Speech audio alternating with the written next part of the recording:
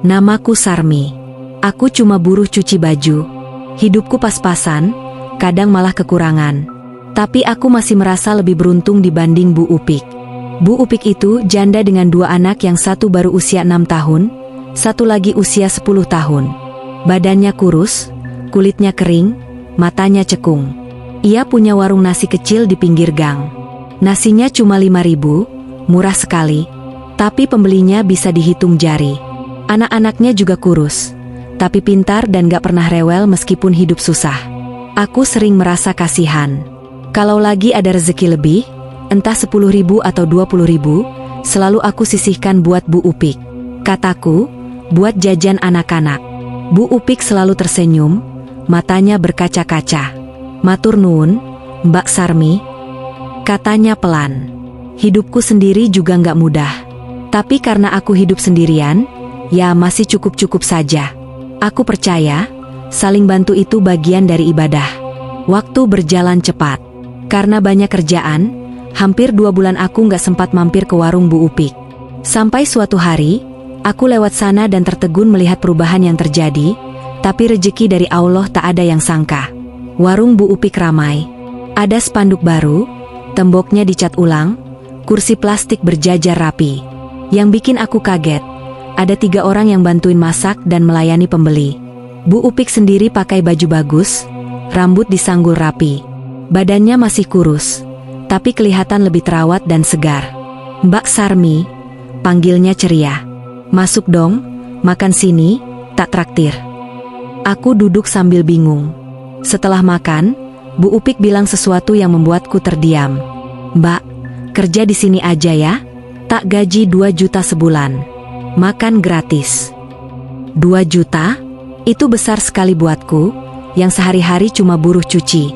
Awalnya aku ragu, tapi akhirnya kuambil tawaran itu. Hari-hariku berubah. Kerja ringan, makan enak, tidur cukup. Tapi anehnya, tubuhku malah makin lemas. Aku sering sakit, kadang menggigil tiba-tiba, kadang sesak napas. Mimpi-mimpiku juga aneh. Tiap malam aku mimpi berada di dapur warung.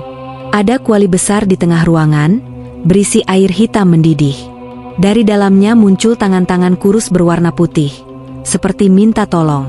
Aku selalu terbangun dengan keringat dingin dan napas ngos-ngosan. Awalnya aku pikir itu cuma stres. Tapi bau di dapur juga makin aneh.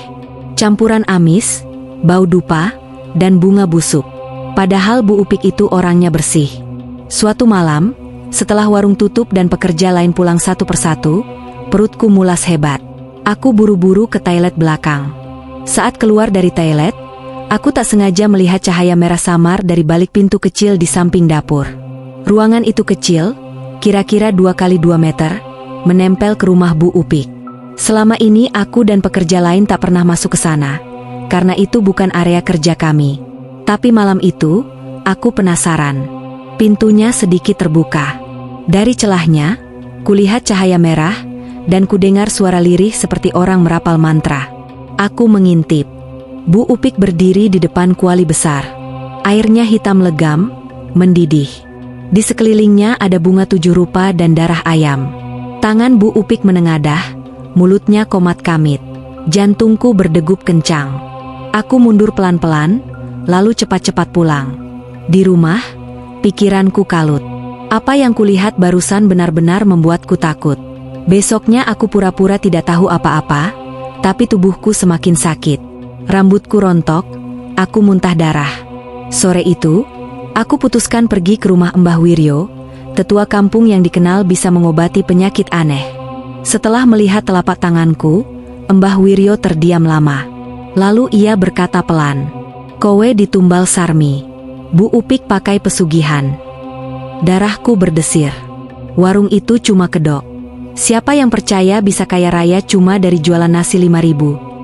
Malam itu, Mbah Wiryo memberiku sebotol air doa. Katanya, aku harus meminumnya sedikit, lalu sisanya dicampur untuk air mandi dan keramas keesokan paginya. Ia menyuruhku kembali lagi besok sore. Hatiku hancur. Aku sudah begitu baik ke Bu Upik, Tapi kenapa dia tega menumbalkanku? Keesokan paginya, aku datang pagi-pagi sekali ke warung. Sebelum karyawan lain datang, aku temui Bu Upik. Aku bilang tak bisa kerja lagi karena sakit. Awalnya ia menawarkan bantuan untuk pengobatan, tapi aku menolak. Saat kutolak, sorot matanya berubah. Tapi aku langsung pamit dan pulang. Sore harinya, aku kembali ke rumah Mbah Wiryo. Kali ini, beliau membuat rajah, memberikan air doa, dan melakukan ritual kecil agar energi jahat itu lepas dariku. Mbah Wiryo bilang aku berhasil selamat dari tumbal, karena dulu pernah menolong Bu Upik dengan tulus tanpa pamrih. Dalam kepercayaan Jawa, niat baik yang tulus bisa menjadi pelindung. Katanya, aku sudah sempat terpengaruh, tapi karena ketulusan itu, aku masih bisa diselamatkan, asal segera menjauh dari Bu Upik dan tak pernah kembali ke warung itu. Jangan cerita ke siapa-siapa, pesan Mbah Wiryo. Cukup kamu tahu, lalu menjauh. Sejak itu, aku tak pernah datang lagi ke warung Bu Upik. Tapi aku sering dengar kabar. Katanya, warungnya makin ramai.